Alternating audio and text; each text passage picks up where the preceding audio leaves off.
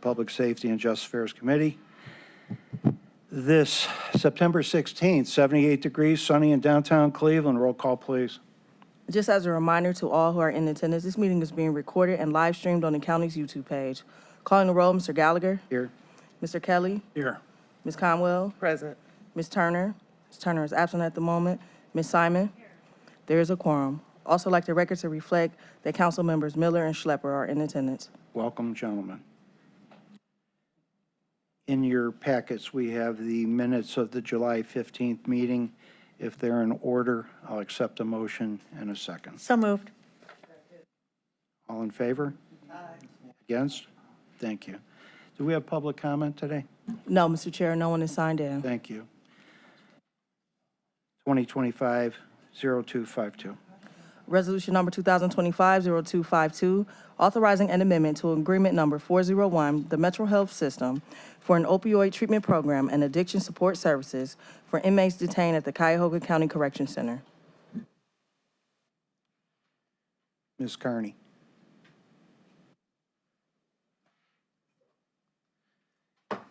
Good to see you. Good afternoon, Public Safety Committee members. Brandy Carney, Director of Public Safety and Justice for Cuyahoga County.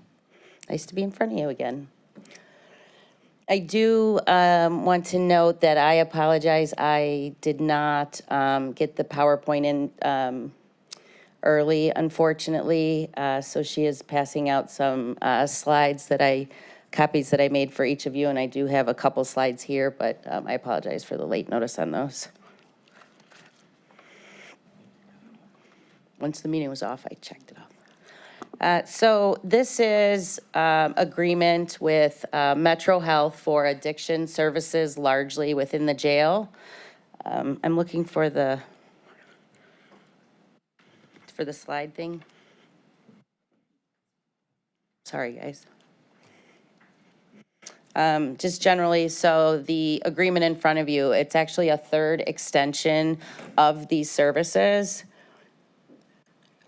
The large part of the contract, there we go, thank you. A large part of the contract does include the addiction services within the jail, but there is a small external component within this agreement that's for outside community services for addiction that Metro Health completes, and we assist in funding, for example, their community RV that goes out to the communities and some of the exchanges and such they have. We help with some of the resources with this funding.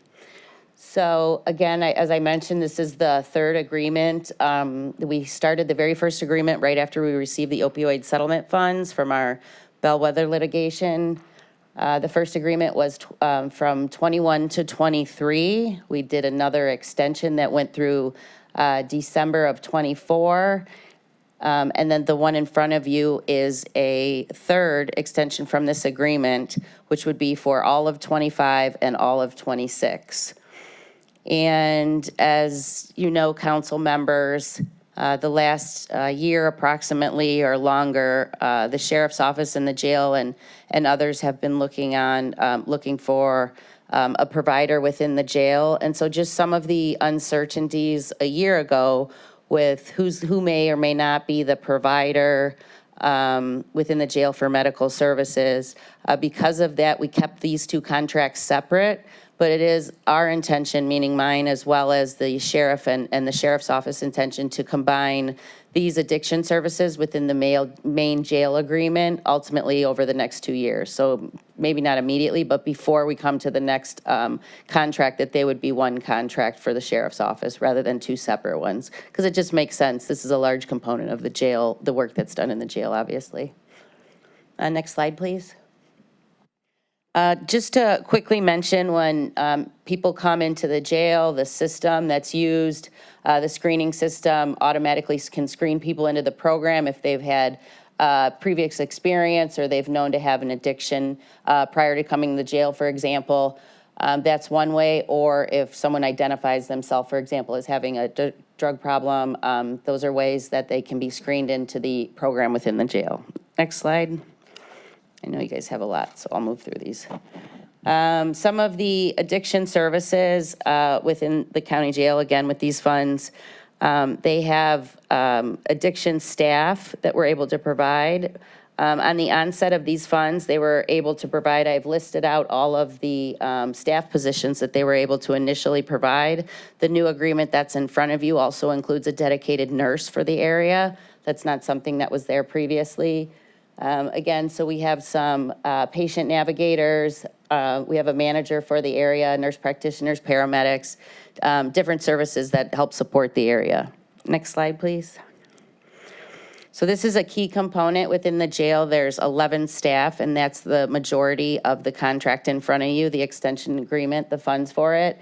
They provide various services to these individuals within the jail. So, for example, individual treatment counseling, group counseling is provided, patient navigation services for working with reentry, for when individuals leave the jail, making sure some of those connections are made so that what we did with them in the jail, they don't lose when they come out of the jail, hopefully continuing with their sobriety. And again, it's a collaboration with the well-known and great work that's done within the Office of Opioid Safety at Metro Health Hospital. Well-known, provide addiction services, have some really great programs, so we work with them pretty intimately on this program also. Next slide, please.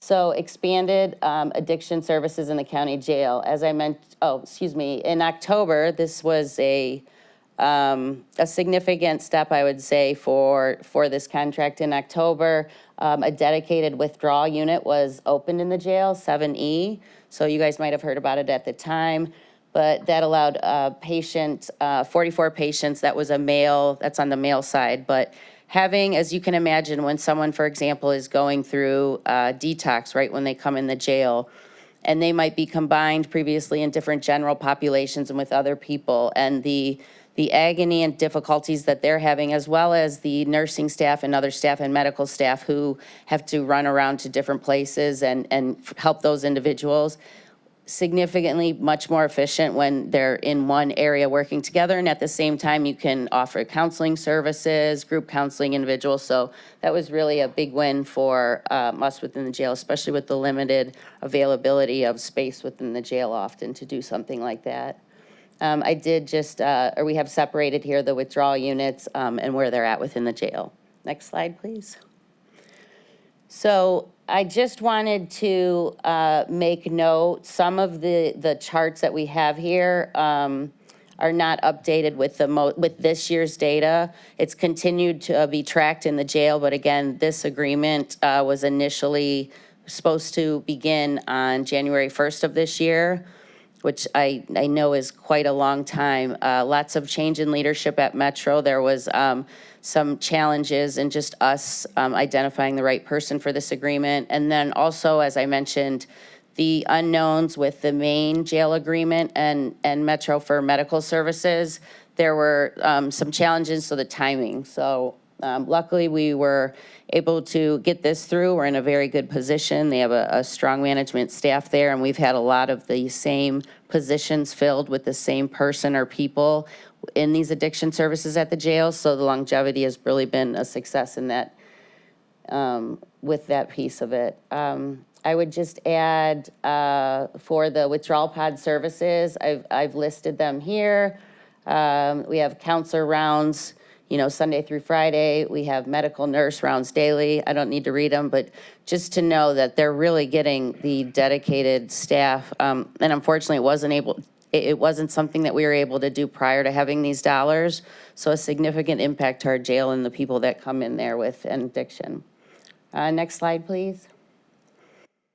Again, we just have a chart to offer up some of the services and showing there's an average of 98 people that cycle in and out of the withdrawal pod every month within our jail. At the time of this chart, it references 200 people, but obviously there's been more since then, as you can tell by the year. Next slide, please. There are dedicated medics to the unit. There's not dedicated only nurses that deal with that unit, and there's nurses that deal with other populations also, but this agreement does include dedicated medics. MAT is medication-assisted treatment. treatment for individuals with an addiction.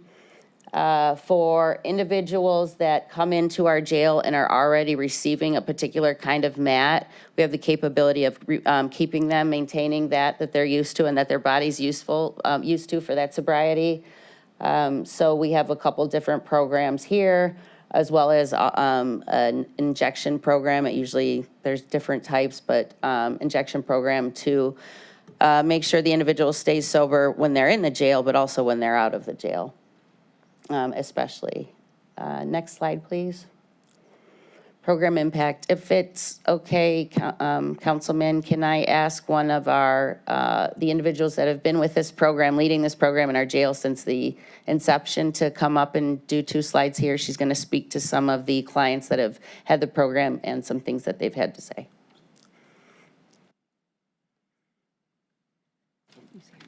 Hi, my name is Megan Raleigh. I'm the Manager of Behavioral Health and Addiction Medicine. Thank you for taking the time to let me give you some examples of how we've expanded the program. This is some of the quotes from the gentlemen that are on the 7E withdrawal pod. You can see it on the slide, but I just wanted to give you an example of one of the gentlemen that has recently came through. He's a 53-year-old male. He was widowed. He came in very thin, and really, he was very depressed, socially isolating himself, had addiction issues, alcohol and opiates, and had never had the opportunity to change his life. No children, he had no social support. Came in on an aggravated menacing charge. And he did the screening, and when he came in, he was put into the withdrawal pod. They gave him the 7-day detox of phenobarbital and Subutex. And, he wouldn't engage with anybody when he first came in there. But the guys on the pod brought him his trays and gave him the hygiene items he needed and encouraged him to come into the groups that we held. And again, like she said, we have group Sunday through Friday, and then on Saturdays we have a peer-led group. We have like a dorm father there, and we asked them to take, ownership of this pod. And he ended up coming out of his shell, and he ended up, sharing that all he had were these 2 turtles, and the turtles that he had for 30 years. And this is all that he wanted to return to, because all he had was his drugs and alcohol and these 2 turtles. And he ended up being released after 31 days, but instead of going home to the squalor in these 2 turtles, he ended up going to residential treatment and sober living. And it ended up being facilitated by our patient navigator and with the help of our addiction counselors. And he, just because I follow up with some of the directors at these places in the community, he is still there, and he is a productive member of society. And, he's put on weight. And this is something that, just because somebody, goes to jail, that sometimes they get the opportunity to just take a step back and given the chance that they've never been given. And he's there with his 2 turtles. But, just some quotes from the guys on 7E, just their own words of what this has meant to them, and given the opportunity that they've never been given before. And just so you know, that 63% of the people have substance abuse issues in the jails. So it's a program that's needed. Next slide. The patient navigation. It's not typical patient navigation. It's very much like community health work in the jail. But what we're doing, it would be in vain if we didn't continue to do it, into the community. So our patient navigator, which is supported by this fund, she coordinates, again, like that sober living. She coordinates IOP, people getting Medicaid replaced when they get out, because Medicaid stops when you come into the jail. So we got to have insurance when we get out. They help get that put back into place. But all these services, because otherwise when you get out, people can very quickly get triggered, and they go back to what they've always known, which is frustration, numbness, and we want to make things, we want them to be able to concentrate on sobriety and recovery, and the patient navigator is the person that's supposed to help pave that path for, again, continuity of care. So, thank you. Okay. We just have a few more slides. I did just want to reference in that previous slide, 4,500 people that the patient navigator has worked with. So, you know, there's just been really phenomenal work within the jail. And a previous slide, just a point that the amount of sheriff's office transports have been greatly reduced because of this program being in our jail stabilization. So that was a couple years ago, and it was a pretty profound data metric when we were tracking it at that time. But there was a significant decrease in those transports having to go out because when you have these addiction services within the jail, it's a large part of our population. So another really benefit for the sheriff's office on that end, because when they have to go out and transport, obviously that takes them out of, you know, the jail for quite a long time sometime when they're staying with them at the hospital. So the last two slides, this is the methadone program in our jail. So when I spoke about previously, when people are on some type of MAT programming, when they're out in the community and then they come in the jail, prior to this, those services stopped. So that individual then gets very sick in their jail, starts detoxing. In 2023, for the first time, we brought methadone into the jail. So they come into the jail and give it to the clients who are on that type of who are already taking methadone. It's something that those individuals have to take every single day. In the community, they might send them home with a couple doses, but it's, you know, after a week or two, they have to always go back, check in, take a drug test. So that's something that we bring into the jail now. And again, this was the most significant decrease for the sheriff's office for their transport, because they used to have to, anyone who came in for with methadone all day long, every day, I think there was like 25 people at the time, they have to go out and transport them to all these locations to get their methadone. Now that's in the jail, so huge. That was probably the biggest assistance on the resources being pulled on the sheriff's side, but just helping individuals that come in so that they can maintain that work that they've done is so important. And then the last slide, so external funding support. So a component of this contract, and that includes $275,000 for the first year and $283,000 for the second year, which is 2026, is for what I spoke about earlier, some of that community work that's done. The RV that Metro already has goes out in a community, provides some supplies for individuals, helps them out, some services. So we work with the Office of Opioid Safety, and that's some funding that's provided to them for the work that's done in the community. That impacts ultimately who comes in the jail at some point too. These are, you know, a lot of the same individuals it could be. Next slide. So those are the slides I have, Councilman, but I'm happy to take any questions for anyone. Questions? Yes, ma'am. Go to my slides. Through the chair to Brandy on page 3 for me. I would assume it's probably slide 7. You stated 98 people cycle in and out. How long would the opioid funds be provided to continue to have this withdrawal pod? So, excellent question. So the opioid funds, as I said, we've provided them since 2021. Just generally, as course, the opioid funds overall, most of the programs that we started in 2021, especially those that included staff, we've taken staff off and we've had those programs find other opportunities for funding so that we didn't have a lot of staff, and continuing. It's something that we said very early on, we'll provide this funding to you, but when this 2 or 3 years is up, you'll have to fund that program. That has not been, the only discussion that hasn't been to date has been with the jail, because this is one-time funding, but we still have opioid funds at this point. It is something that when I talked about earlier about us having to combine the two contracts, the main contract and this, before the 2 years is up, we'll have to discuss, you know, after maybe one more year, one more opportunity of funding, how will this continue? Because there's finite number of opioid funds overall. Right.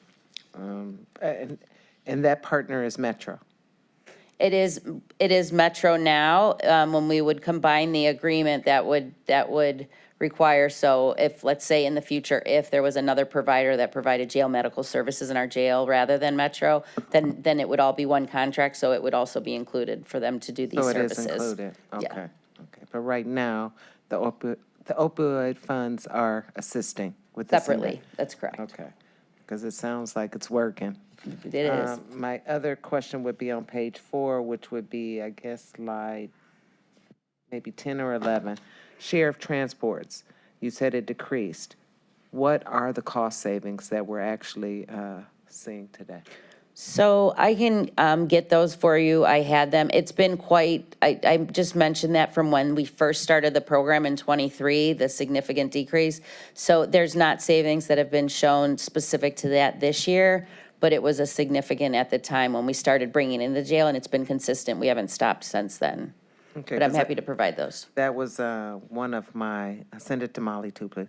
If that was one of my biggest concerns with the new jail and the location of the jail, is we're trying to look at how we decrease those costs for transportation. Are there any other, and I didn't know about this, are there any other areas in the jail or transporting that you're working on to decrease the costs of sheriffs actually having to go out? I know there's going to be a whole new jail complex and all that, but I can definitively say not with opioid funds. There's no, and nothing's coming to mind on the different programs we do that, to your question, but if something does, I can let you know. Again, some of these we were done previously, not recently, but I just thought it was important to mention them because we don't want to lose them because it would cause that increase again likely. thank you, Mr. Chair. Thank you. Any further questions? And I'll caution council, we have very limited time. Yes. Mr. Chair, just if I can, 2 questions. I didn't hear, I'm sorry, how long you anticipate the opiate funds being available to fund this withdrawal program? Did you give a definitive? I did not. Again, we only have, I expect, and this is a conversation that I would still obviously need to have with the leadership here at the county. You know, possibly we could do, you know, another round, another 1 or 2 rounds with it, but I don't know at this point. But we have 2 years until this contract is up, but we definitely will need to figure it out prior to then, so, because it's a significant amount of money, obviously. Well, it's working, as my colleague said. This is exactly what we want to focus on. People coming out, getting wraparound, being able to just not be let out and go back to the old ways. I completely agree. I'll tell you that if anything in our funding, and I advocated for this when we were saying we can't fund people, or we shouldn't continue to fund people, this is one program that has just always been so important. Prior to this, there wasn't these addiction services in the jail for so long, so I completely agree. Well, in light of, we're looking at a whole new behavioral health place being built versus something that's already programmed and successful. So I, as a council person, will be weighing those 2 different options. And the ED runs, you kind of answered. I guess I need data on that just to show, but it's a specific subgroup of those who are transported, right? It's just the people coming off of addiction that you're That's talking correct. about. I can provide those So to we you. need the metrics. Okay, that's it. And I'm assuming somebody took care of those turtles? Yes? Yes, they went with them to the residential. Okay, thank you. It's so great.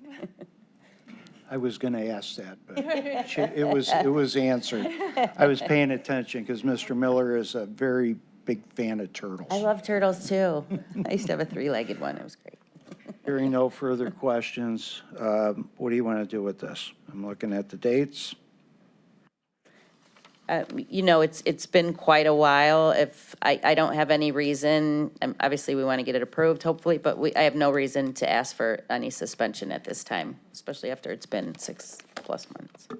And this is to 26, from 24 to 26.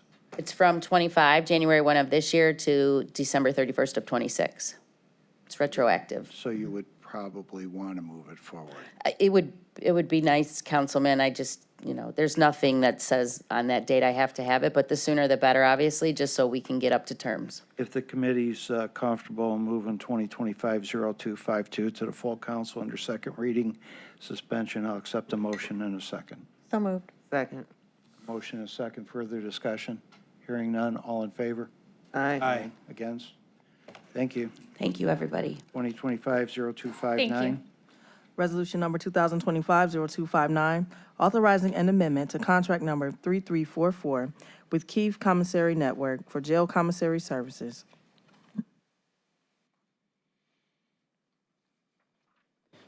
Good afternoon, council members. Chris Costin, Sheriff's Department.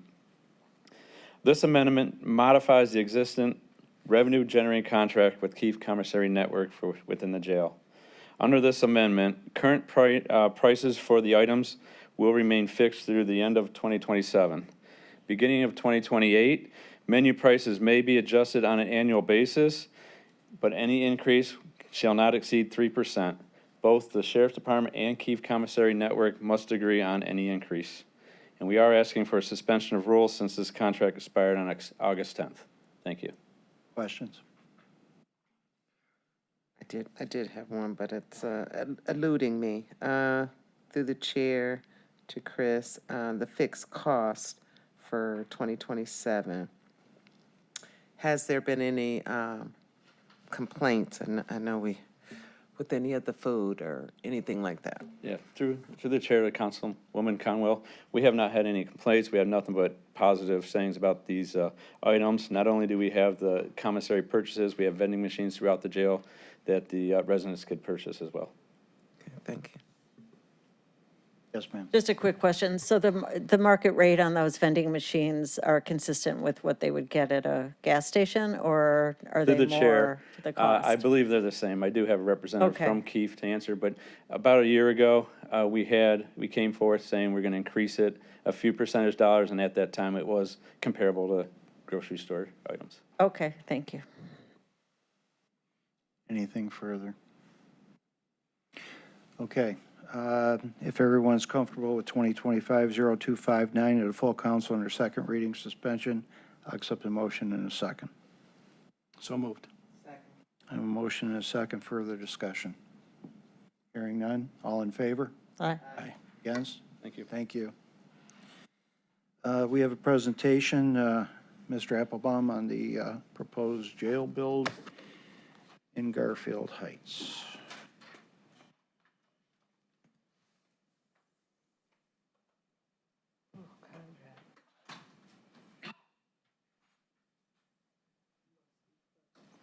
Oh, no, you can just go ahead and put the,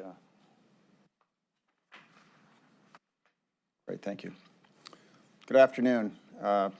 Jeff Applebaum with Project Management Consultants. Delighted to be here this afternoon to give you an update on our Cuyahoga County Central Services Campus project. What we're going to do today, the agenda, I'm going to start out, as I have in the past, with just a brief summary background, talk a little bit about our process, and then we're going to go through a design review. We are now, we are through 50% design development. When it comes to the design of the project, getting into the GMP, we're approaching third base, coming around and trying to head home by the end of the year. Nicole and Laurel will walk you through some slides that we have, which just depict basically images of what we are designing and where we're at.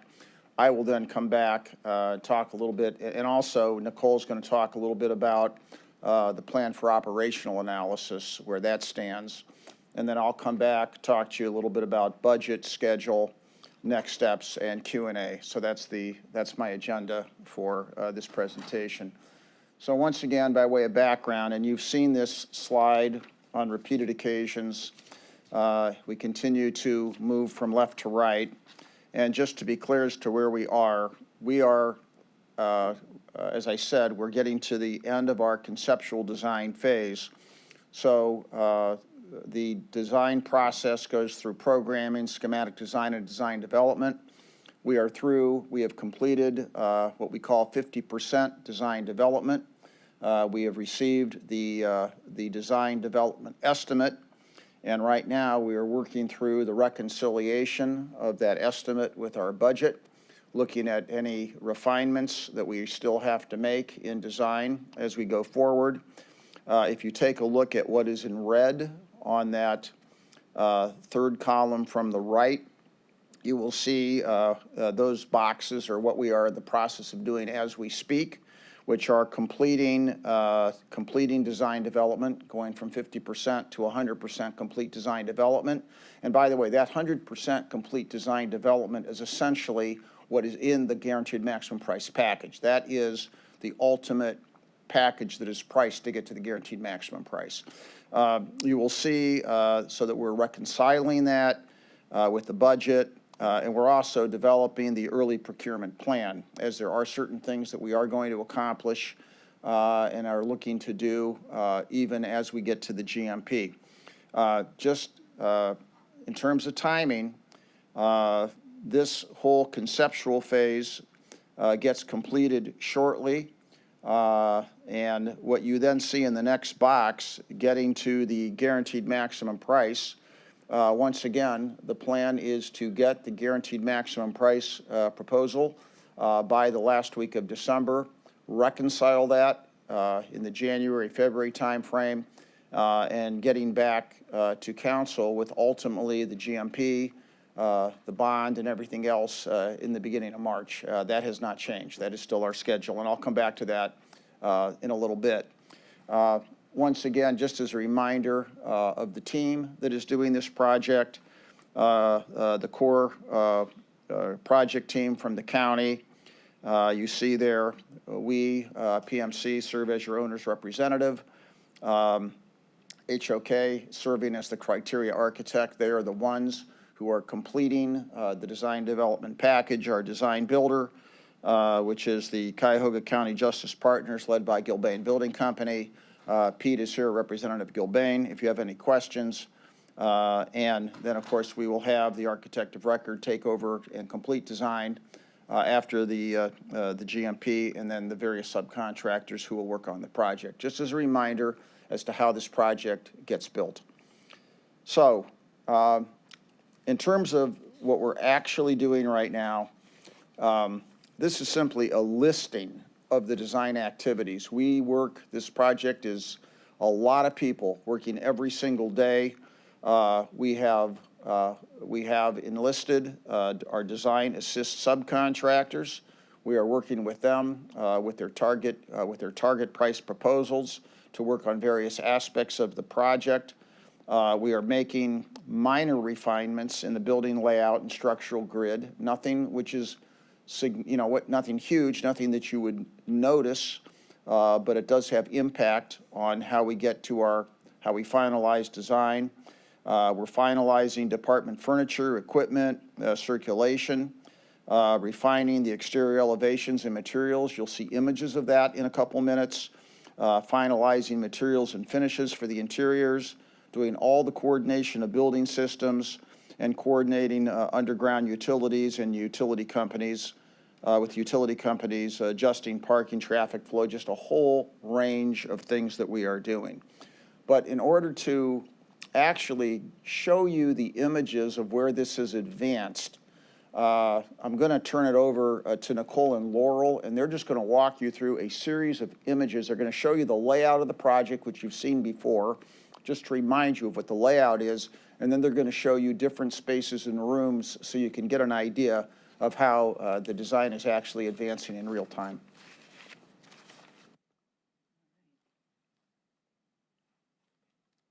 Nicole English with Public Works. So this is the site plan that we've shown you every time we've been here. We've updated it as we go. This is very similar to what you've seen the last few times. Just to orient you again, from Transportation Boulevard is over to the right. That's our main entrance drive coming down where you see the roundabout, and then where you can head back towards employee parking or straight ahead towards the public entrance. So just note that's kind of the next few images. You'll be coming down that hill. I'll show you what the building's going to look like. So this is coming off Transportation. You can see the roundabout there where the trees are sort of off to the left. That's the building as you approach. From the east side, you're seeing mostly the sheriff's admin building to the right there, and then you can somewhat see the main lobby as we get closer. You can see the lobbies appearing off on the left of the screen, the canopy where that's located, and then the jail is kind of in the background of the image as we'll get there. This image does show you the employee entrance, which is to the far right of the photo. There will be fencing, so people aren't necessarily walking around through there, but that is where the employees will enter. All employees would enter the facility. Again, just getting you a little bit closer. This is the first time that we're sharing these external images, so we just wanted to give you some different angles so you could see as you approach the building what it would look like. Note some of the signage on the building is just placeholder. It hasn't been finalized. It's just showing you that there are spots for signage in these different locations. So that's still to be worked out as we move forward.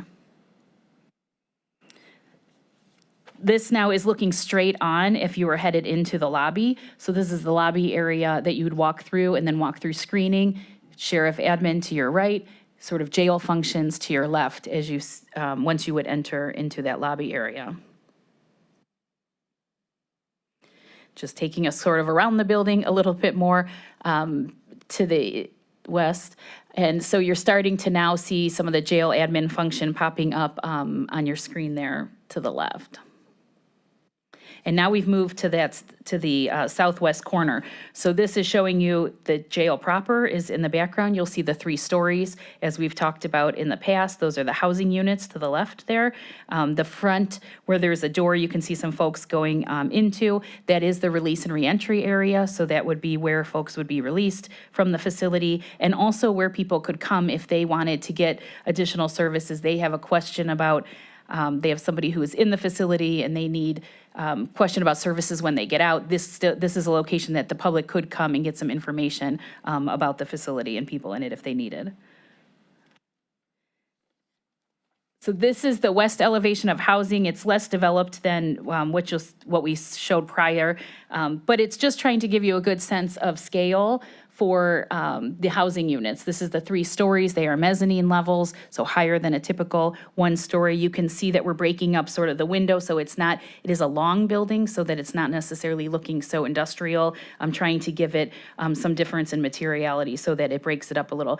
The nature of the site, if you've driven over there lately or tried to drive from 480 and kind of tilt your head and look, you don't see a lot of the site. The grade does come down, so this won't be necessarily a vantage point most people will see unless you were right next to the ring road, kind of going around the facility. This is just to give you a sense of where you're at, because now I'm going to start walking us through the building. So just where it says entry, that was that public lobby where you'd come in. You see sheriff admin to the right, kind of that blue arrow would take you to the right into sheriff. The green arrow going to the left would go towards the jail. So on the right side of jail administration is kind of where, if you were going to visitation, you would stop there. You would tell them that you're there for visitation. You'd wait, then they would call you back to a screening. You'd enter through screening and go to visitation. So I'm just trying to give you a sense of where you are in the building through these. As we walk through, you'll see some more imagery. So now this is getting us into the main entry lobby. So the doors are on the far right corner. You'd walk through the doors and you see the screening, sort of the white desks, sort of on the left there as you would go through. This is a head-on view, so walking through screening, the exit is in the glass doors to the left. What you can see in the background is the courtyard that on the site plan is that open rectangle, so that's an employee courtyard that would be available for people taking a break, eating their lunch. There will be screening on it, so the public's not necessarily staring at our employees as they sit in there, but the light can come through to the lobby and offer some of those nature views. Now we get into some employee spaces. So this is showing you a roll call room. These are kind of typical. There's a couple of these throughout the facility, looking at really using these rooms for multi-purpose. It's mainly focused for roll call, but could also be used for meetings, conference space, conference rooms, really flexible space that can be used for gathering of any types for both on the sheriff's side and also on the jail side. Break rooms, kitchenettes, so similar to this building in the different floors of the sheriff tower, and then also on jail admin, you're seeing some different break rooms and kitchens that would provide employees to be able to put their lunch in a refrigerator, right, come eat lunch, charge their phone while they're on a break, and just sit in somewhere other than their workplace. This is the wellness room, still working on developing. That's why the image is not as far as the others. But the real keys to this is one wellness room for the entire facility, so it's serving both law enforcement and corrections. And we've talked through with employees on what they want, the equipment, we're working on those final pieces. And then also we've talked with HR about using this space for physical therapy that accommodates workers' comp claims that are going on, that currently now people leave, is our understanding, to go to physical therapy, and if some of them, if they're working while they have this physical therapy that has to happen, it can come here and be done here on site. Also, on the far left side, you see open space with no real equipment. That's on purpose. That could be used for class spaces, yoga, any sort of stretching, relaxation classes that might go on as we move forward. Here's just a sample of an office suite. So again, this is nothing exactly specific. It's kind of just giving you a look and feel of what the office spaces are going to be, showing 3 different kind of office setups, right? There's a touchdown cube, which is people who maybe don't sit at a desk all day long. That's what you're seeing in the forefront. Smaller areas where they might just come to set up a computer. They're going to do their timesheet. They're going to have to do some forms, but they're not necessarily stuck at a desk all day. In the far right is kind of cubicles, a traditional cubicle that you would assume similar to this building or any office building, people who are attached to a desk probably most of their day. And then behind the glass is more office space, sort of private offices that exist in the facility. So just giving you a sense of feel, look and feel, really looking at the lighting and making it a more natural, open space to feel a little lighter and brighter than they're used to today. So now moving over to the jail side, this is where I talked through if you were coming to the jail for a visit, if you had business that you needed to do a transaction counter, you kind of came through the lobby and went to the left side to then check in for the jail. So these are the transaction windows that you're seeing on the left. So that's any business that you might have with the clerk's office, with a visitation, you're paying a fee, anything. You might be picking up property from somebody who was in the facility. You'd handle that to the left. Then if you are waiting for any reason, mostly we would guess waiting to be called back for a visitation. That's what's happening on the right with the couches. Some areas that are good for adults, for children. We know people are coming sometimes with families there, making sure that people are kind of safe and secure in this area before they were to get called back to enter into visitation. The next step you would go through is screening. And so this is a kind of a corridor image, but really showing you that everybody who is going to come into the jail will go through screening. Employees, visitors, attorneys, everybody. And so the right side, if you can look really closely, you'll see a dog behind there. So that's the canines that they are using currently in the jail and the expanded program they're working on there. And so the dogs, the canines would be on one side of the screen, the employees or the public would be on the other. They would walk through that screening first, then they'd enter the room to the left, kind of where you see that opening, and then that's where they would go through the body scanners or metal detectors to then enter into the jail proper. So just showing you that this is one location that we are focusing all of the screening to get into the jail. So again, making it less labor intense so you don't have areas and all sorts of places in the jail to go through, and making sure we're following all the protocols in this one location. A lot of talk we've had about visitation and what's being provided in the new facility versus what we have now. And so I thought a plan view is kind of the easiest way to illustrate what's all happening in visitation. You can see the dark brown kind of corridor around the outside is where the visitors, the public would be. And then the light gray and the middle kind of dark blue area is where the inmates would be coming. And so this provides for 9 non-contact visitation booths, which are those smaller ones on the bottom of the screen. So that would be one person coming on the public side, one inmate coming from the inmate side, and they would be meeting in a non-contact, but you would be able to see and hear through the screen. Then to the north of this plan is the 6 contact booths or rooms, and so those are really could be used for attorneys, professionals, families. Sometimes what we heard when we met with the lawyers is really that sometimes their attorney wants to come and with their family so they can all discuss a case together, and this is the best way that they can do it. And so those rooms are sized a little bit larger so they can fit about 4 people in them instead of just the one-on-one. Then to the right on the dark blue is the 3 family group visitation rooms. So this is like a bigger, where you maybe have more than 3 to 4 people, or even around that, just to be a more comfortable space. So if somebody has a family with them, if there's children that are coming, that they have some space to sit and be comfortable in as they visit. So we did meet with a smaller group of judges, the public defender, the defense attorneys, the prosecutor earlier in the summer, and we really walked through this plan with them because there was some concerns about visitation and do we have enough in the new facility, and they felt really good about this plan. And in addition to this, as you might remember from the June meeting, we still have those non-contact professional visit booths in every housing unit. In addition, their tablets are going to be enabled to have video visit, and there's video visit booths within the day rooms of the housing units. So really ample opportunity to have the different visits at all times of day that they might need to have while they're in there. So an image of the inmate side of the waiting for the visitation. So just looking at the separation of male and female, officer stationed in the middle, and then all those doors around the outside are those rooms that we just talked about. So I'm gonna give Laurel the mic here to talk through medical and the medical areas that we have in the space. Good afternoon, Council. Laurel Domansky-Diaz, Justice and Health Equity Officer for the Executive. So I'm going to talk with you today about a couple of the medical spaces that we have. You will see some enhancements here, and Councilwoman Conwell, to your point, we'll talk a little bit about some opportunities for reduction in transport. So on this slide, you see the main clinical area. Along that left wall, it will be our on-site pharmacy, along with the medical carts that, the medication carts that will be utilized by the nurses will be stored in that kind of long hallway that you see right there to the left. We do have an on-site pharmacy, as most folks know right now. That does allow us to provide medications quickly to our patients. We hope that by the time they entered, but by the time they are there for the next med pass, that they would receive their medication due to the on-site pharmacy that we have. Along the top there in the kind of tan area, you'll see the hallway that comes off of the main corridor, and that's how folks will enter the clinical area.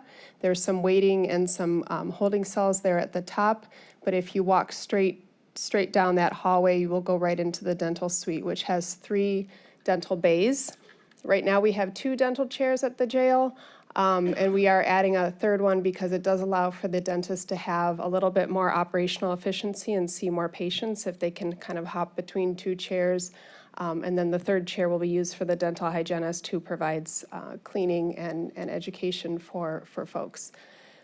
So moving down along the, if you back out of the dental suite and start to move down the hallway, you see 3 triage areas where folks can come down and get assessed by a nurse. If there's something that if they're either going to see a provider or they need to, to have kind of a quick assessment of something that might be urgent, they will be seen quickly by the nurse in those, in the triage areas. And then as you continue to move down where the angled beds are, they're exam beds. We have 6 exam rooms, going down that hallway, and then on the lower hallway, all those rooms that look the same. So I think folks remember from the June meeting that we do have exam rooms in each of the housing units. And so we are trying to push as much care out into the housing units so we don't have to transport patients as possible, but there are certain things that they will need to come down for, like if they need to disrobe, if they need anything like casting or stitching or anything like that, that would all need to happen down, in the clinical area. As well as women's health, OBGYN type visits, you don't want those happening out in the housing units. So those types of things will continue to happen in the exam rooms. The other features that we will have that will, speaking to the reduction in transports, is that all of the rooms, both in the clinical areas as well as the housing units, will have the opportunity to be digital, so they will have the opportunity to provide telemedicine. And right now there is some telemedicine that happens in the jail. We would hope to increase that as time goes on, again, to reduce the amount of people that are leaving the facility and provide as much treatment on site as possible. In the center of the plan, you see the nurses station. And just north of, nurses and security, I should say, because there will be officers that are, co-located there to keep an eye on folks from a security perspective. But just north of that, we have our on-site lab, where blood draws can happen, urgent blood draws can happen, as well as urinalysis and other types of on-site labs, or blood can be drawn and then transported to the main hospital or another facility for analysis. I do want to point out, just beneath the dental suite to the right, there is an elevator that is located in the clinical area. So if somebody needs to be transported quickly down to the Sallyport, that elevator will take them directly down there. And then the ambulance, if needed, will be, directly one floor below. A couple other things to point out as we continue to go down that outside wall on the right is that we will have 2 dialysis chairs available. So that is something that would, again, contribute to the reduction in transports for folks. Dialysis can take 5 to 6 hours, maybe even more with transport. And so by bringing that service on site, you have folks, you don't have to have deputies sitting on people for extended amounts of time at a dialysis center. Just beneath dialysis, we have a physical therapy room. We find that there's a lot of folks that come in that have had traumatic injuries and need to rebuild strength and work on, physical rehabilitation. So it's going to be a nice space to be able to do that. Again, reducing the need to transport people out. And then just to the left of that, underneath those exam rooms, is our X-ray suite as well.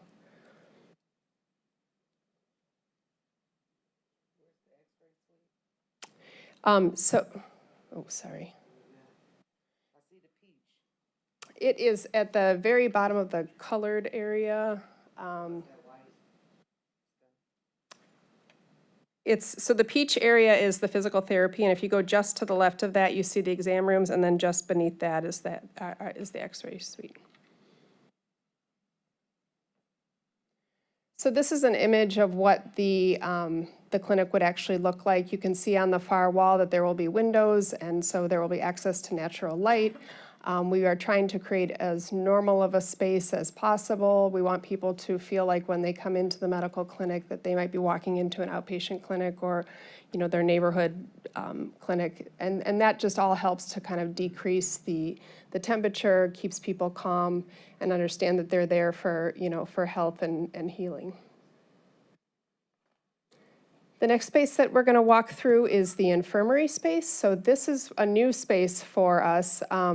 We do not have anything like this in the current facility. So these are 26 beds that are temporary beds for folks that need to get a higher level of care. So it would not be folks necessarily that need to be hospitalized, but people that might need skilled nursing care. They might need help going to the toilet or doing basic daily living types of things. They might be on IV antibiotics or have complicated wound care that needs to be addressed several times a day. Our paraplegics, our quadriplegics, all of those types of folks would be housed in here. A lot of the people would come in, spend a few days, and then go back into regular housing. Some people may have to stay here if they're paraplegic and we need a lift to move them and help them, do what they need to do. They may stay in here for their extended stay. Right now, and just to add a couple more, categories of folks that might be in here are people that are having complicated withdrawal symptoms that they can't be in the withdrawal unit, but might need to have antibiotic or IVs administered to them because they are so dehydrated. Right now, those folks might be sent out to the emergency room. In this space, we would be able to keep them on site. So this would be staffed 24 hours a day, 7 days a week by nurses, as well as having providers available to do rounds as well. There are a couple negative pressure rooms here as well. So if people are having some infectious diseases, it's possible that they could stay here in the negative pressure rooms. And then this is an image of that space again. trying to keep soft colors, soft light, and really create a space of healing for folks. And then, so this is the Release and Reentry Center. We've talked a little bit about this, and based on feedback from the council and from other folks, we have reduced the original footprint from what you may have seen, several months ago, but with the intention of still keeping the same, similar level of services and opportunities for people. So everybody that's leaving the jail will walk through this space, and they will have the opportunity to do anything such as charging their phone, calling for a ride, getting a bus ticket if they need it. The space is really going to be very flexible, so the rooms that you see in the back might be an opportunity to meet with your probation officer or a vocational counselor or somebody that can help assist with kind of more long-term planning. Folks that might come in July and leave in December and need a jacket or a sweatshirt or, don't have proper clothing, we will have a small, clothing bank for folks, as well as we hope to have some backpacks with like non-perishable food if they need something to take with them. The window that you see on the right will be a window for the medical team to be able to provide any medications that are left on people's cards, on their medication cards as they leave the facility, or if they want a prescription called into a pharmacy, we will be able to do that from there as well, and let them know if there's any upcoming appointments that they have as they leave the facility. I'm going to turn it back to Nicole. Let me see, are there any questions? Yeah, I don't want you to leave it. Go ahead. Can answer. So just wanted to ask in terms of the durability, and looking at these slides, what is the durability of materials that are being utilized for this jail in terms of furniture, building materials, et cetera? They don't look like they'll last long to me, so. So everything is security detention grade furnishings, as well as the walls. I think the walls have a 60-minute attack rating. The furniture is a specialized furniture, so it's not what you see, what you're sitting on, but rather we are using specific vendors that have the type of furniture that one is durable, but two can't be lifted up and thrown and used as a weapon. I don't know if there's anything else to add Yeah, I with think that. resilient flooring. I think some of the places where you see that looks like wood, some of it is wood-like instead of being wood. It just is the look of it, so it might be a printed on different paint and materials. So yeah, all very hardy kind of materials. But to Laurel's point, detention-grade furniture where it's on the inmate side. Now, the office side, the sheriff's admin, that will be similar to office furniture, except we do understand the need that, they're carrying belts around their waist and, chairs with handles aren't maybe going to work. So there is some difference of furniture there too, to be a little bit stronger to handle that side as well. In terms of the detention grade, has these contracts been negotiated yet? No. or- So right now, this is like a basis for design, and so they've suggested different types of materials, but then when we actually go out to bid and figure out the furniture, there'll be different options that we can be looking at so that we're getting good pricing. And how many different vendors do we have in this kind of line of work? Several, not a sole source. I'm Correct. hoping. Yeah, I don't know a number off the top of my head, and it's probably different for different pieces of freight. It's probably more for people who make chairs and more specific, and less for people who make very specific things. But we'll continue to look at those lists as we go forward. Because I know we were very specific for this building, thanks to Mike. So we want to make sure that it's durable. Correct. It looks all nice, but I guess I would just, when you go out to bid, please ask that question, how long will these things take before, I'm sure we'll have a contingency fund to when we need to maintain or whatever, but. Correct. And some of the vendors I know we've talked to, they say, they even have where they bring it out to you and you can essentially try to beat it up as much as you can and figure out where you see, issues or if it works out well. So there's different opportunities for Can that. you loan even. us some now so we can use? On loan, yeah. Hey, we can see. Okay. And we could take more questions. We're almost through the slides, so we'll get you to the end here. So this is just an update, because this is this. One sec. Oh, I'm sorry. Mr. Kelly. Yep. Thank you, Mr. Chairman. I may have answered my own question going back to this one slide. It's the finished plan under visitation. When you're going through all these rooms here pretty fast, I saw 3 restrooms against the wall, and I wanted to make sure that there wasn't a chance that the public could use those restrooms and then the inmates could use those restrooms. No, the restrooms on the left side of, those are the inmate restrooms, and then on the right side, on sort of the top right corner and the bottom right corner are the visitor restrooms. So those are on the visitor corridor. Got it, thank you. Yep. Yep. So, regarding the infirmary,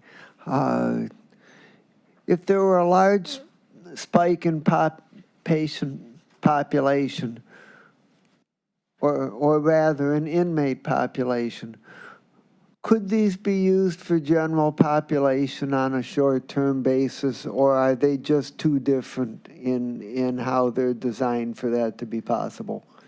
So they are not in our official ODRC rating for beds. So that means that, when we say the number of beds that we have, that these are our extra beds, because they're not meant to be long-term, housed situations. Now, could we put people into those spaces that were in other medical units, that maybe somebody that was on a nebulizer, or something that could qualify for them for it? If we needed to have more beds, we could do that, but the intention is not for somebody to be there for months and months. It's really more of a short-term, get healed, and once you're healed, move on.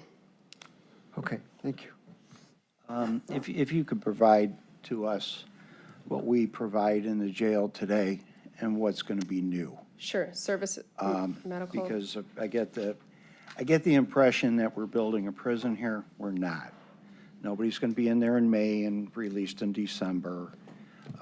Very rare. If they're in May and they're still there in December, they're going to get a free ride to Columbus. So, let's be realistic here. Are we cleaning teeth at our jail now? We are? Do, yeah. Okay. So just. I'm sorry, what's Mr. Chair, new? are we doing what? Cleaning teeth. Oh, yeah, I think we are, right? So what we're doing now and what is being added and the cost. So there is a requirement from NCCHC that if somebody is in the facility for more than a year, actually ODRC as well, that you have to have a dental exam and I cleaning. think it's less than that too, isn't it? It's an annual, you have to have a dental screening when you come in, and you can identify any issues that you have, but if you're there for more than a year, you absolutely have to have an annual dental visit. Okay, thanks. Okay. Keep going. Okay. So we have been asked about the operational analysis and where we stand on that. So just a brief, for those of you who weren't here in May of '21, we did do the initial operational study that DLR performed as part of the programming. However, that was, again, on kind of this high level. We didn't have the jail designed. The housing units have changed, maybe the posts have changed. So we have now entered into an amendment with Practical Solutions for Public Safety, which Karen Albert is the main contact. They were initially retained by the Sheriff's Department to look at the operational analysis of the current facility, which she's wrapping up right now. I think they're in final draft mode of that. And so once they finalize that, she will move into now looking at the operational analysis for the new facility. So the amendment was approved by the Board of Control last week, and her schedule for completion is to send over to us the coverage plan by October that we would check that makes sense as far as where people are stationed, how many posts you have, and then her draft report, it should be due to us by mid-November, as long as everything goes well. So then we will take her report, kind of analyze and look at those numbers and costs, and then be able to come back to you on operational savings that we're still seeing from, what we can tweak the number that we saw back in May of '21. And then I'm going to give it back to Jeff to wrap us up here.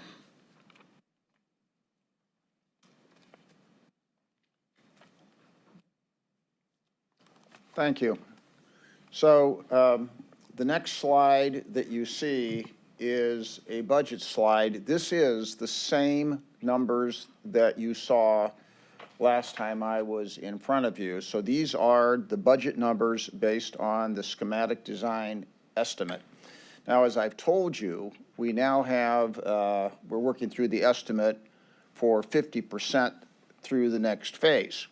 So in small measures, these numbers change a little bit literally every day because we're continuing to reconcile, to manage through different systems and looking at tweaks.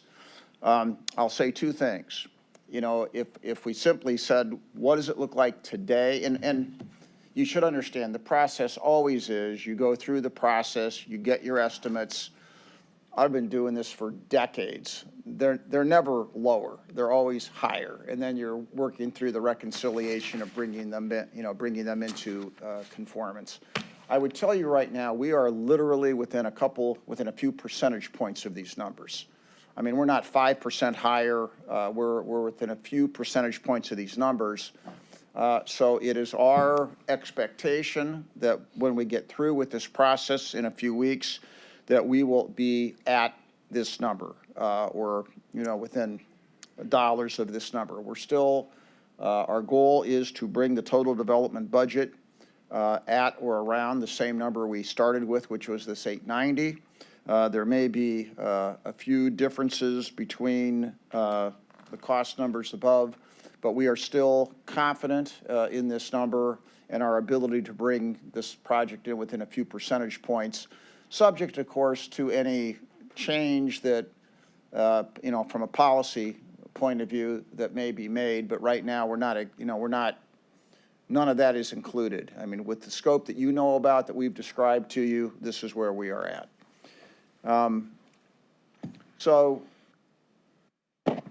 Jeff? Yes, And sorry. again, I've brought this up numerous times. You're not factoring in the land, so we're at 936. Thank you. Say that again? 936? Cost of the land? Oh, that's true. The cost of land is not in this. That's And true. the shooting range will be, I'm told, $7 million. So you're at The 930. shooting range Yeah, that evidently is still. not in this number yet. Right. And I'm just telling you, it will be. I don't know why this is a big deal. Mr. Chair, I understand. as you and I have discussed, we're working through it. This is like a schoolyard fight, and I'm undefeated because I never fought anybody. I would never doubt your schoolyard Good-looking acumen, guy always Mr. walks Chair. away. I'm pretty, so. Anyhow, 936, let's not pretend to the public that we're in the stratosphere now. And would it not be true, had we stood our ground and gone forward in December, we'd be going into the new jail down in the Flats? If you're talking about stood the ground a few years ago. Up when we should have made the decision in '22 until threats, lies, innuendo. I could go on. We all know what happened. So Is there a would that be true to say? I just want to be able to be honest with the public that we'd be going into a brand spanking new jail probably in December. I don't remember right now what the 22 schedule was. Okay. But there was a plan presented. It's a matter of record of what was presented in 22 with the budget for a Okay. project. I have a 32-minute speech in October of '22. I would suggest anybody that questions me, go to that, because I made some predictions, and I am 100% correct on everything that I said. So let's not be untruthful to the public with their money. 936 and counting. Go ahead. Okay. I will point out that in this schedule, there is a little hatch. It I does see, show I the- see, I see that. Okay. I call that the Gallagher appeasement. Well, that's not how I label it, but the hatch is there. Okay. For your additional conversation, I'll just leave it at that. Thank you. So once again, and I mentioned this Miller has a briefly. question, I believe. I'm sorry. Just a comment. I got to remind everybody of two things. One is that in the fall of 2022, at that point, we had not gone through any of this kind of detailed planning. Am I correct about this? All this design work, we had not gone through any of that stuff, and so there's no way we'd be opening in December of 2025. We just weren't that far along. We were not that, it would have been later than 25. When would And- it have been, sir? I will go back, let me do this. I don't remember the schedule at that point in time. I do. Okay, let me go back. I don't want to comment on it until I look at it. And then I'll tell you what the assumptions were, and I'll get that for both of you gentlemen, but I don't remember That would be precisely fine. what it We'll was. wait for that. But President Miller, Council President Miller is correct. And at that point in time, we still would have had to go through the remainder of the design phases and then the years of construction. So Would that it have would taken been- 3 years? We would have opened the facility Would earlier that by have far than taken what we're 3 doing. years? No. Okay, I rest my case. Your witness. So the other thing is that we would have gone into a space much smaller than the current footprint, which would have caused operational constraints. We're better off in the larger facility. What was the cost in '22 for this facility? Let me say two things. I believe by October of '22, we were at 1904, were we not? So we were at 1904. So the jail size had gone up to 1904. That is true by '22. My recollection, and I could be wrong, is because by that time we had known the cost impact. I believe that as compared to the 890 at that point in time, and I don't remember, and I think this included the real estate, but I don't remember, but I think the all-in was around 750, including the real estate, versus 890 without, but I'd have to go back and check that. It was 725. Your memory is probably My better than memory mine. is impeccable. Okay. Continue. I do not have an impeccable memory. I'm making a At the point. age of 73, We have- it's getting worse every day. We have a situation here we're stuck with. Mr. We Chair. have to be honest about the cost. Okay. And the true cost of this is, and we'll get to my point later, is that this is costing us the Justice Center. The initial plan, or initially, and again, the jail initially was 550. By delay, purposeful or not, lies or not, it went up to 725. Now we're at 936. So, you know, I'm very frustrated as a taxpayer, very frustrated. So I think honesty and facts are important, and I think we should stay with them. Now, moving forward, we'll see where we end up. Mr. Chair, if I could just chime in very briefly about the size of the jail. I have to add that we anticipated the design would have been, it was more vertical, so the space would not have taken up the width. Just to address Council President's point about the size of the jail, we were anticipating that would be adequate and higher up. That we were told actually that was the most beneficial way to build a jail, but there we go. It was necessary to do it small. that way for the site. Right. The way the site was designed, Yes. that's true. And the cost, when we'll get into it, is that the distance now from the court is going to be substantially higher, in my opinion.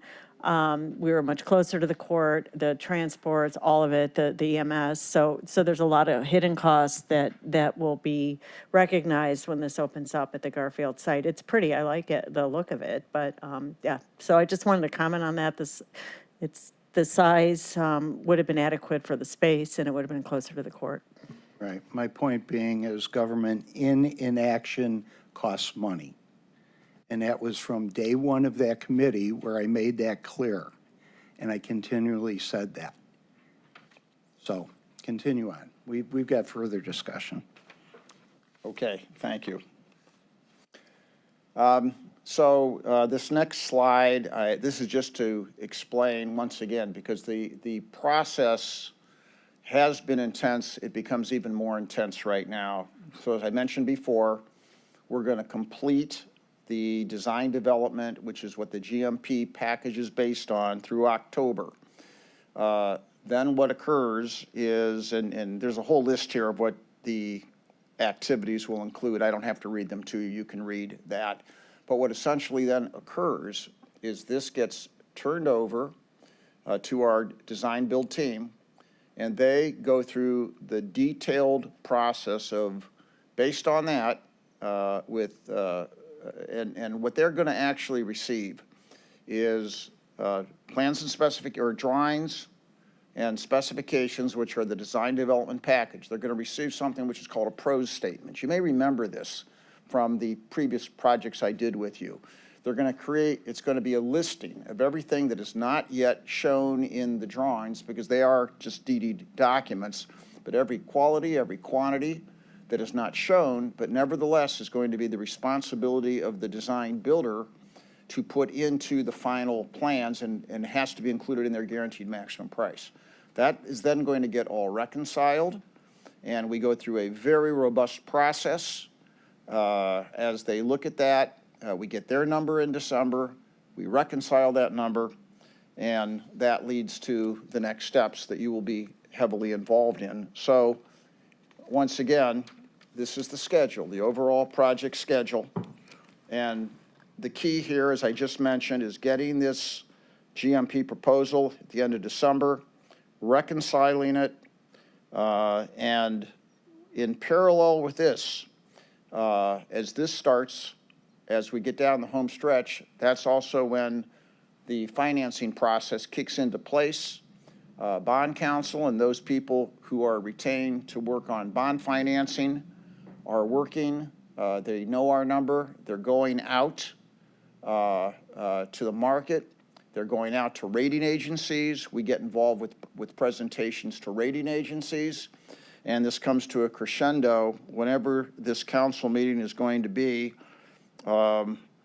whether it's the first week of March, the end of February. I don't think it's been set yet. But at that point in time, that is when the ultimate legislation is proposed that agrees to the GMP, agrees to the bond financing. And as soon as that is done, literally on the heels of that, all the final subcontracts are entered into, and they're confirmed, and, you know, we're into foundations of the building. So that's all what happens within that stretch. One more thing I want to just discuss. To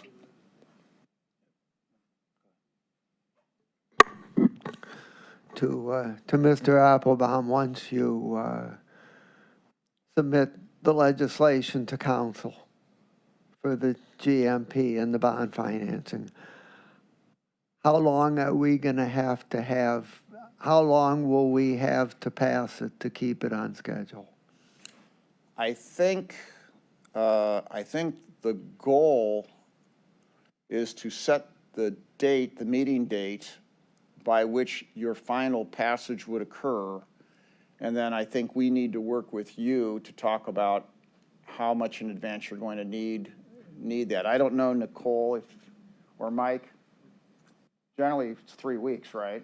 I mean, the full 3 weeks. We don't. 3 readings, not Or the full 3 readings. Yeah, so we talked about a little bit earlier that we could possibly start prepping some information come January, February to answer some of your general questions, so that when the legislation officially hits, that hopefully we could use that 3 reading cycle and get through it. So we're willing to talk to whoever committee is going to want to hear all of it about coming earlier in the year to start prepping some of that material. We did this before, if you recall, when we did the hotel and even the convention center. We'll meet with you. We'll explain to you the pieces and parts. You will tell us what kind of hearing structure you need. But the one thing we need to do is we need to focus on the end date, because keep in mind, the pricing that we get from the construction or the design builder, they're all anticipating a go, no-go date when they can let the contracts start foundation work. So they need to know for their pricing when they get to go to work. So we need to know the date by which we can release them, and then we work backwards. But right now, we've used this anticipated date around the first of March to do this. So in January and February, we can take pieces and parts of this and start coming to you. Because we'll know, I mean, most of it is crossing Ts and dotting Is. The substance of it, we'll know. We'll know the price. We'll know the schedule. We'll know the amount of the bond financing. We'll know a lot about that ahead of time. Okay. I wanted to go to one more slide here, and I just want to point out, because I know this came up with some discussion at a council meeting, we continue to be committed to community and workforce goals. And they are in our contract. They are commitments that we received when we hired the design builder. Right now, and what you see on this slide, these are just the subcontracting goals. These are not the workforce goals. In a future session, because right now we are focused on subcontracting. We're focused on our design assist subcontractors and getting our subcontractors organized. Later on, we'll come back to you and talk to you more about the workforce goals. But just to remind everybody, what you see here are the SBE, WBE, and MBE goals that are not just proposed but committed to by the design build team. And just so you'll know, this is not something that is just being put off. There has been activities, a lot of activities toward meeting these goals. And what you see on this slide is starting, this started in June of last year. And you can just see a listing of some of the events which have been sponsored, the meetings which have been sponsored, to the vendor fairs which have been sponsored to get contractors interested in the project, to get them ready to propose on the project. You can see some of the upcoming events in the next 90 days, including a county vendor fair on October 23rd. There will be community outreach, obviously, as part of this.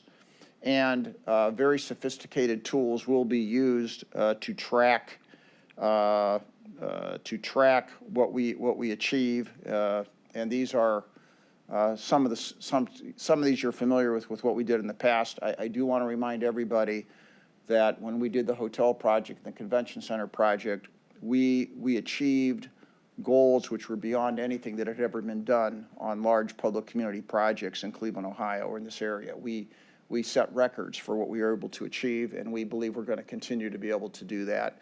So we'll have more about this later. I just wanted to put this in here as a reminder slide that this is not something which is being forgotten. This is something that's very active and continues with this project.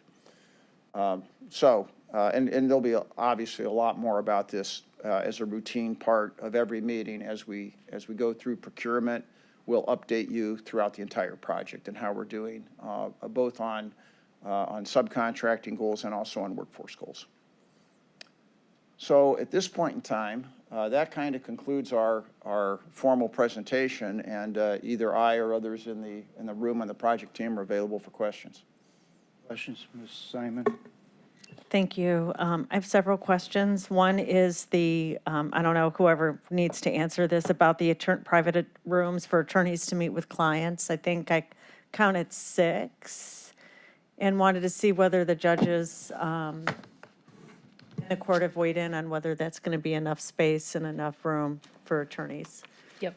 So there's 9 non-contact, 6 contact, which we assume are more of the attorneys' families, then 3 groups. So they could use those as well. So we did meet. We had a smaller group meeting. We had a general judges meeting that we had given them an update on the jail, and they had some concerns over visitation and asked us to have this small group get together.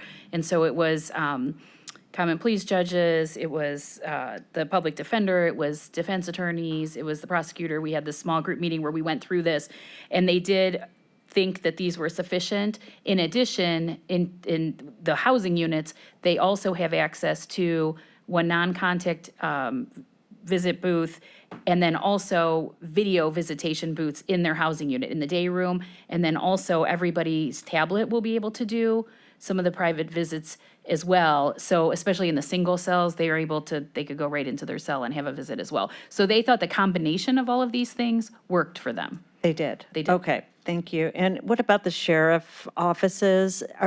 I saw that there are separate rooms for privacy for individual employees at the sheriff's office. Is there a reduction in that? Because it looked like there was a lot of cubicle and open space for the sheriff employees. On the sheriff admin side? Yeah. So I guess, I'm not sure of your question. We don't have the floor plans on that finalized. That still was being worked out from the architect. I just want to However, know whether you're taking away office space that they have now. Let's say they have 10. There could be people that are in an office today that are not in an office in the future. And do we know whether that's acceptable to the sheriff? I That know was what this- we agreed upon with them. That's an agreement. Okay, so I want some follow-up just to make sure that there's enough privacy and they're able to do their work in what's planned. And we've added some, what we're calling kind of, what are we calling the smaller spaces? Sort of a four-man conference room that is able to, people could go in, have a conversation, shut a door, that there are some of these huddle rooms, sorry, that's the word that we're using. So we have spaced some of those too, to ensure that they do have some areas that they can go to for private conversations if needed. Green space, solar panels. We have 1 megawatt of solar still on the site that's covering most of employee parking. You saw that on the site plan, that's still there. And then green space, I mean, again, all around, we're looking that there's, we haven't measured it exactly, but even in the public parking lot, there's sidewalks all the way around that essentially can make a trail loop in that front.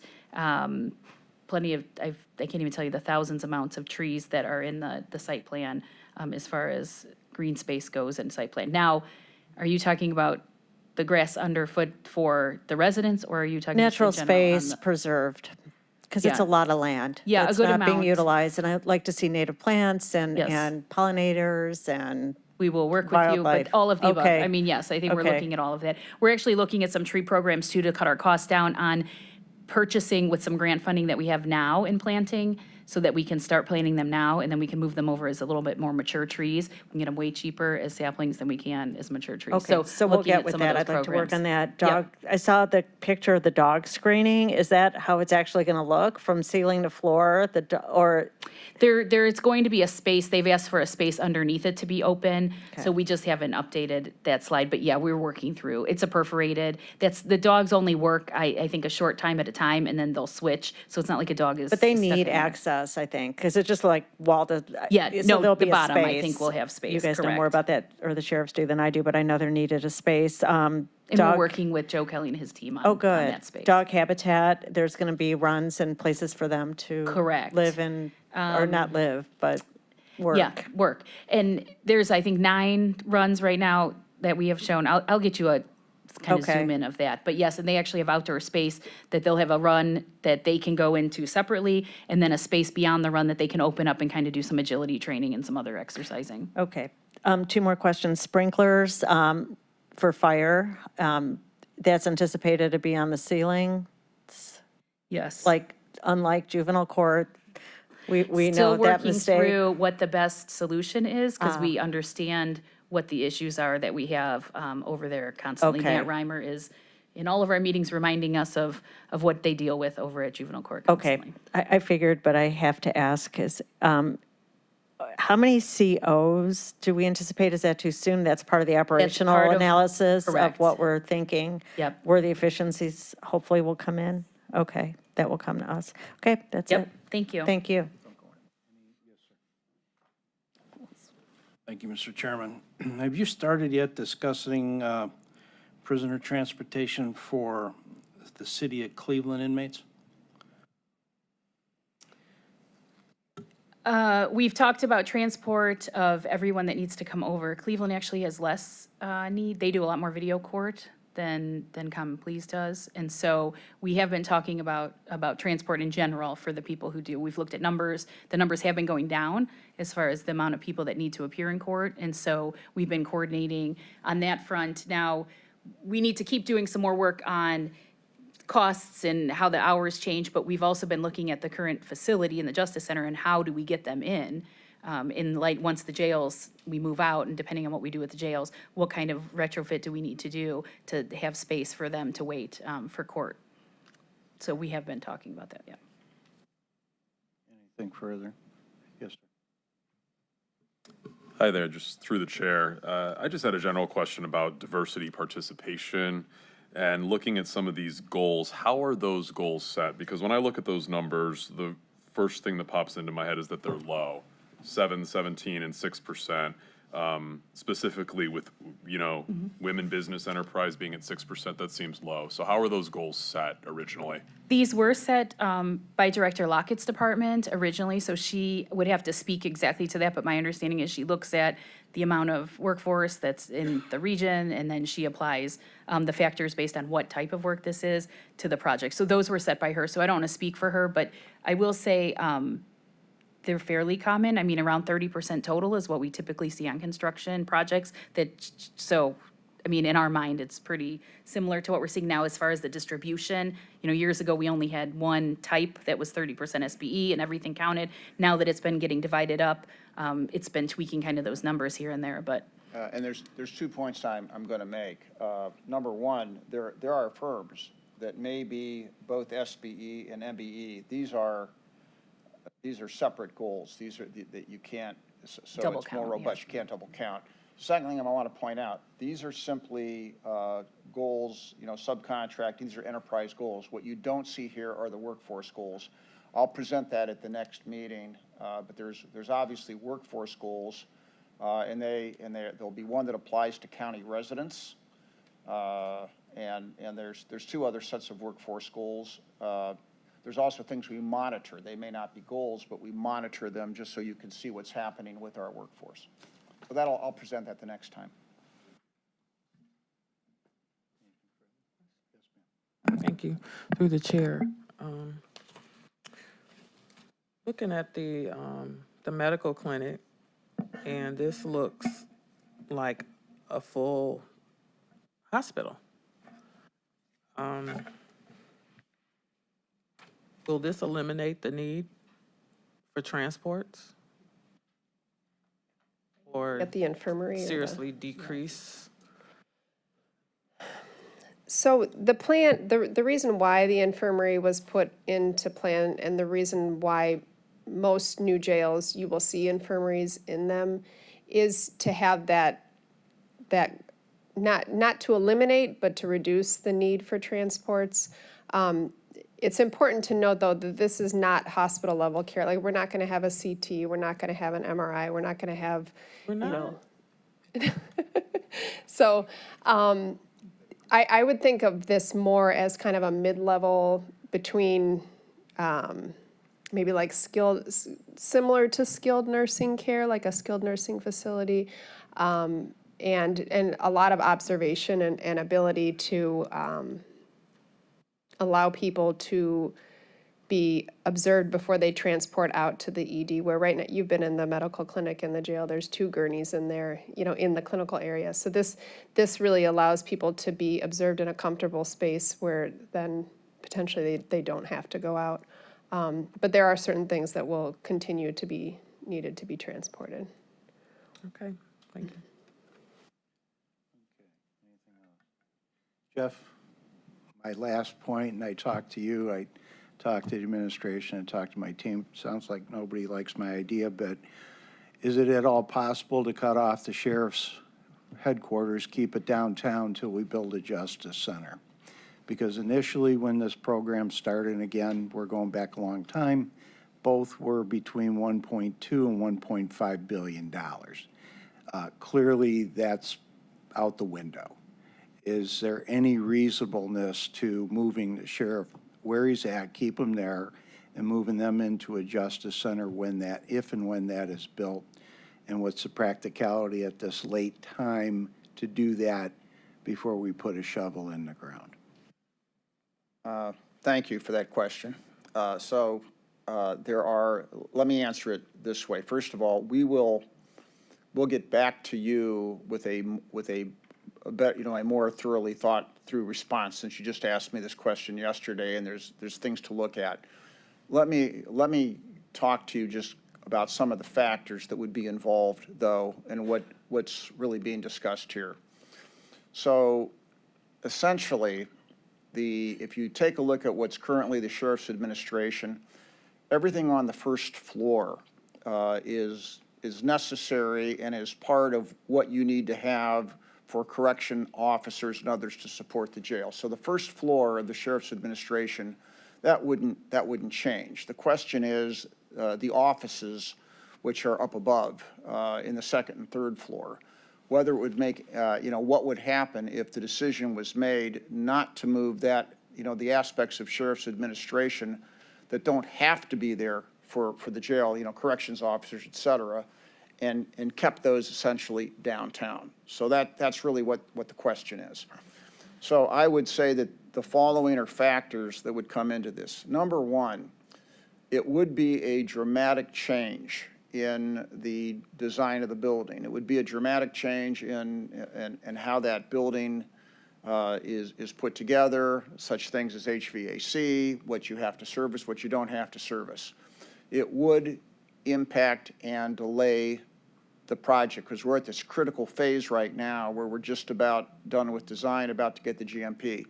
Probably a couple to 3 month delay, I will say that, and I don't think there's any way that could be reasonably shortened.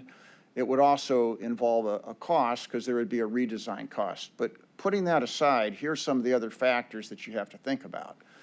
Number one, the current design has shared facilities. So there are things that the corrections officers have that are built into this plan, and there are things that Sheriff's Administration, those individuals also have shared space. You saw an example of the Wellness Center, for example. That was one that they share.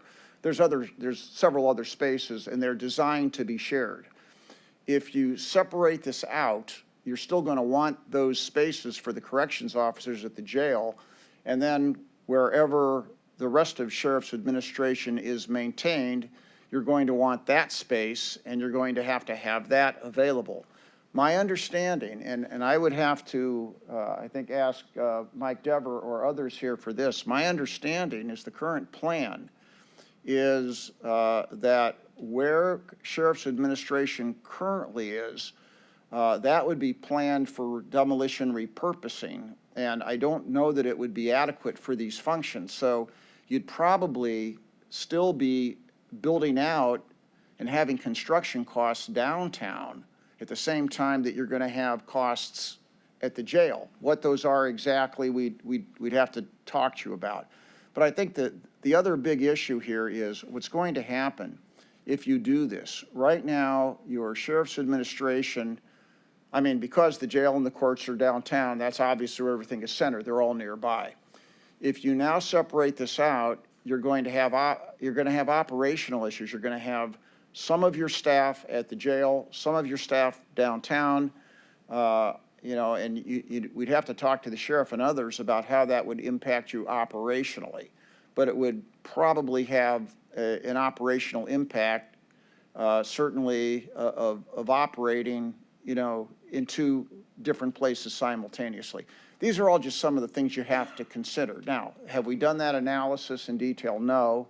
You asked the question. I think what we need to do is come back to you with a more reasoned response rather than my just saying these things off the top of my head, but a more reasoned response as to what all that really implies and whether there's any practicality to it. So that's the best answer I can give you today. Okay. Well, I didn't know if it was a good idea, but I thought it was an idea worth exploring. There's no bad ideas, but sometimes there's ideas that if you implement them, they're not things to do. But coming up with the concept or the thought is something worthwhile thinking about. So I appreciate that. Did you say there's no bad ideas? That's probably not true. There probably are bad ideas. Have you ever followed me home? I want to state for the record, I have never followed you home. Okay. Well, you're welcome. The Trail of Tears. Okay. Okay. Anything else? Okay. Thank you very Thank much you. for that. Ms. Simon, you have something for us. But what I meant to say, there's no bad suggestions. They may be bad ideas, but you can always suggest, and we always think about them. Thank you. And thank you for putting up with us Okay. yet for another period of time. Okay, thank you. Thank you. Oh, wait, you're addressing the glass, right? Yes, Okay. I didn't see that anywhere, but at some point, that is on the list of the various things we have to look at. the height, Well, the, the height and the, really, it's a question of to what degree would migration patterns, would birds be there? Would it be part of their landing? I mean, you know, the whole. so are we consulting with somebody about that? We've reached out and once again, this is something for the next stage. Okay, all right. Because that's a detail in the next stage. Don't let it get lost. It won't get lost. Okay. I promise you it will not get lost. Okay, thank you. Okay, All right. thank you. Okay, thank you, Mr. Chair. All right, thank you so much. I want to address the Downtown Safety Patrol at this time. It's been in the media. We know it's a topic of concern of council members, of the administration, of the public. We all agree that safety is paramount in the county, that it's essential that people feel safe, people are welcome here. That includes the entire county, not just downtown Cleveland. So I want to thank the sheriff, first of all, for coming together with a plan to help safety downtown.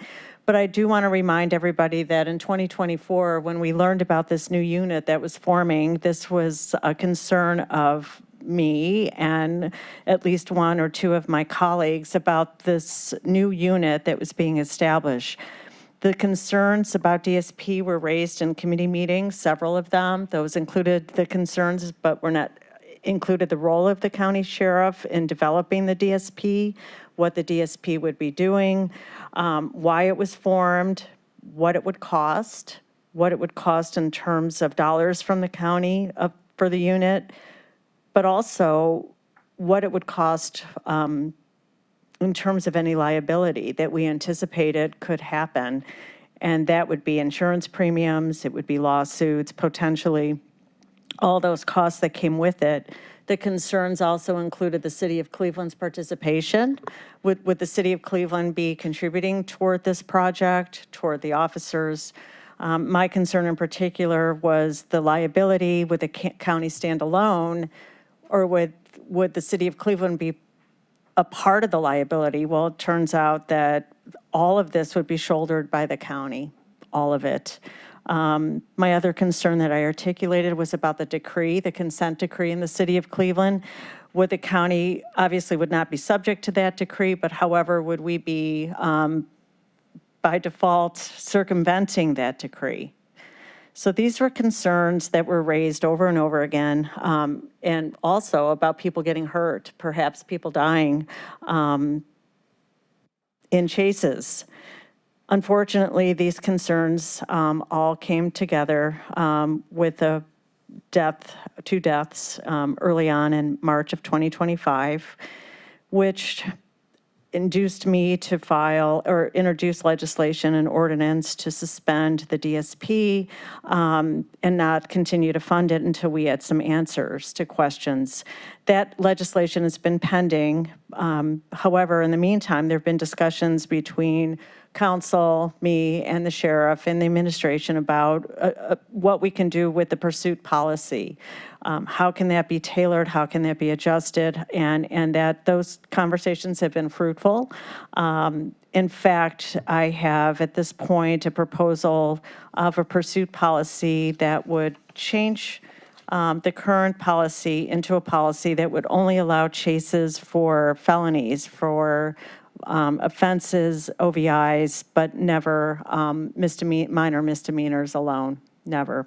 And that's a policy change that I see as essential to allowing this unit to continue pursuits if they're going to do that. So that's where we are. That's a proposal. I'm hoping we can have some good dialogue around that proposal.